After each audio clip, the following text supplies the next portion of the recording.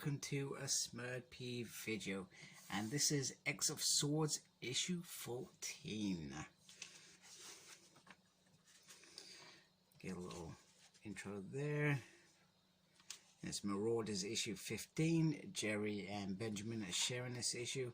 Now, straight away, we get this whole spiel here about Logan murdering Saturn and how it leads to war, basically. Really quickly, war, and it all ends up with them losing. As you can see, nothing can stop them, not the Avengers, not the Fantastic Four, and certainly not the X-Men back on Krakow. So when I read this, I thought, oh my, what on earth have they done?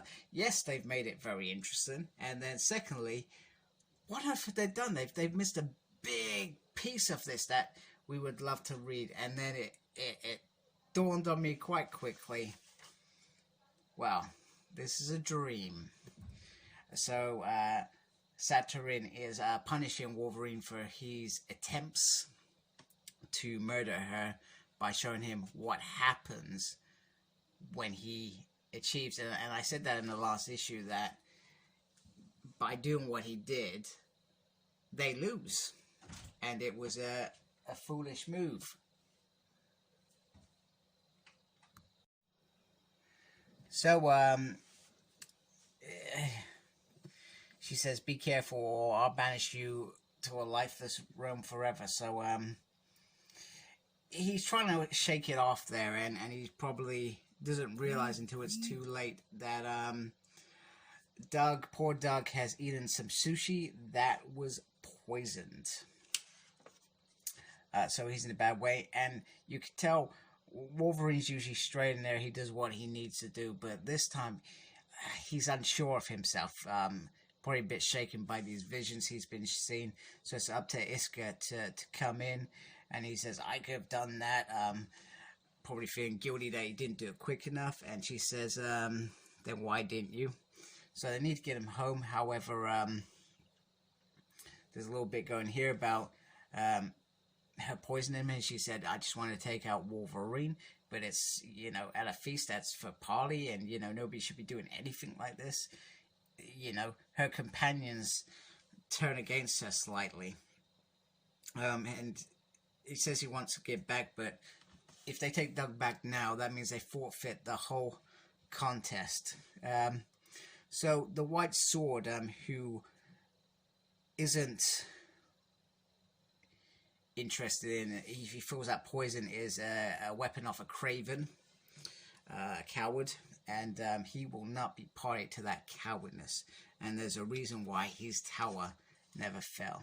So he brings the boy alive, and so he can do what he needs to in this contest, and then he releases him saying, you have no obligation to me. And Apocalypse and Genesis are having a little chat over there. So they're all trying to get their head around this, and Brian makes the right move that we would expect.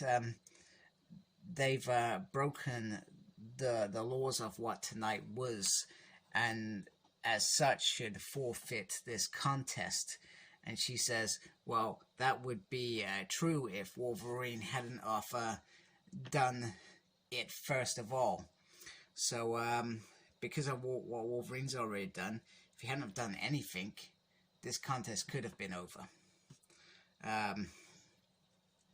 So he's quite annoyed about these things.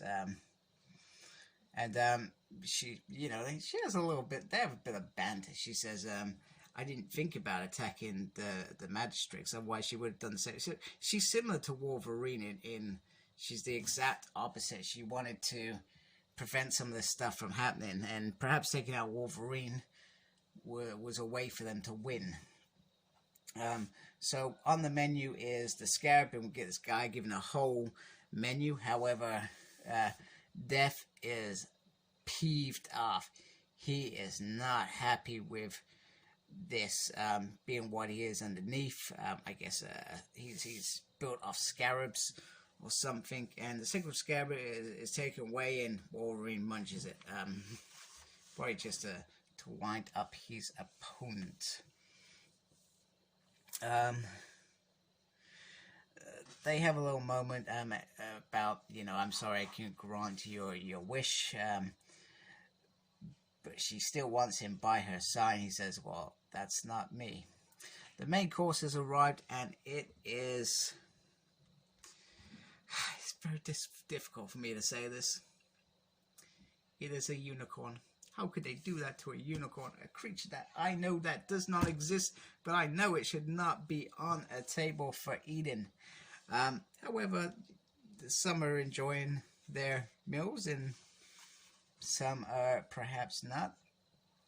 The summoner and the white sword discuss about life and death, and there's probably not really much into it. He's just a summoner doesn't intend to die for a long time, and Gorgon he quite simply says, I'm bored by the conversation of you talking about your own deaths. And he asks the white sword if he's dead, can he resurrect himself? He says, I have no idea, and I never will. And the stalling still continues in these issues. We are more than past the point where we should be running towards the end now, to some conclusion or something that's going to set off the next year, but it's not happening. Cable says something, and it's weird that he's there in Apocalypse. He's sat next to Apocalypse. He says, this must be awkward for you guys. And Apocalypse says, we've lived too long for these things to be awkward, and when you get older, you grasp what that means when you've got that experience. I'm not gonna lie, Cable's one that I probably worry about. There's a wager piece here that says who's due to win and who's not due to win. Up there is Annihilation and Apocalypse, as you can imagine. And Wolverine's actually it varies.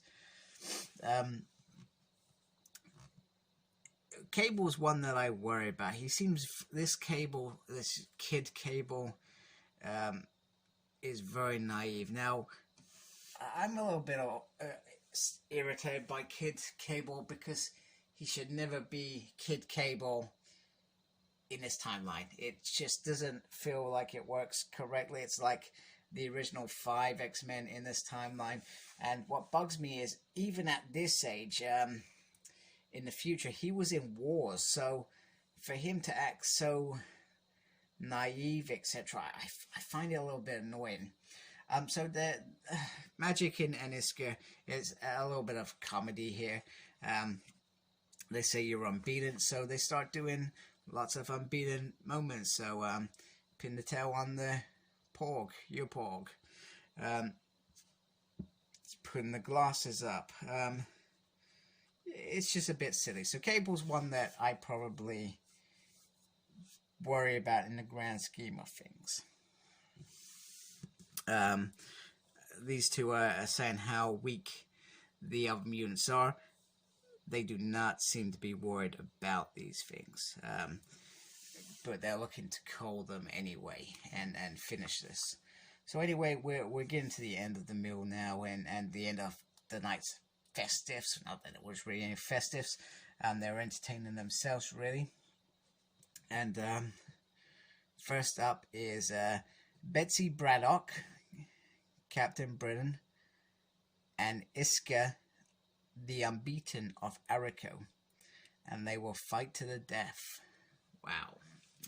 So round 1 is upon us after, once again, a very stalling thing. But once again, I've just got to revert back to this. This is meant to be a journey and not just a 6-issue rush in, rush out story. And let's be honest, we complain about those things all the time. So I'm still not a big fan of this contest of the swords. It's something that never would have thought X-Men would be involved in as such, mainly because there's never been any suggestion about any of these swords that they have used or had over the years to be anything more than tools for that moment or for them to survive. So hey ho, it's another issue. And to be frank, I'm probably starting to look forward to when this event is over, because I'm not entirely bored, but events and events. The preludes that happened before, and then the aftermath afterwards. This whole lead up is dragging. So hey ho, like, comment, subscribe to my channel, please. I'd really appreciate that. Follow me on Facebook. My page is SmurredP. Follow me on Instagram, Cyclops Smurred, and follow me on, what are we going to follow me on? Twitter, @SmurredP. I have no idea what Twitter is or what I do on there, but sometimes I tweet and stuff. So thank you for watching, take care, and embrace the geekiness. Goodbye.